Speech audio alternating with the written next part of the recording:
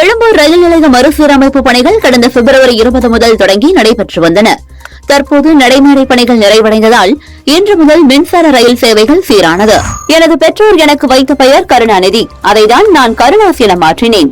முன்னாள் முதல்வர் கருணாநிதி செய்த சாதனைகளை இனி யாராலும் நிரப்ப முடியாது என முக்குளத்தூர் புலிப்படை தலைவர் கருணாஸ் கூறினார். ஒரு கொலை குற்றவாளியை கூட திருத்துவதற்கு வாய்ப்பு உள்ளது, ஆனால் சைபர் குற்றவாளிகளை திருத்துவது கடினம் என சுப்ரீம் கோர்ட் தலைமை நீதிபதி சூரியகாந்த் கருத்து தெரிவித்துள்ளார்.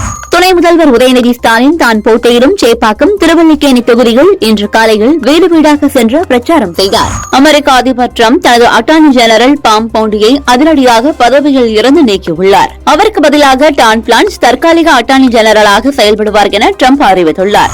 இஸ்ரேலின் டெல் அவிவ் நகர் மீது ஏவுகணை மூலம் ஈரான் தாக்குதல். இதில் அப்பகுதியில் இருந்த ஒரு கட்டிடம் பலத்த சேதமடைந்துள்ளது. சட்டசபை தேர்தலை முன்னிட்டு ஏப்ரல் 9ஆம் தேதி புதுச்சேரியில் உள்ள நீதிமன்றங்களுக்கு விடுமுறை விடப்பட்டுள்ளது.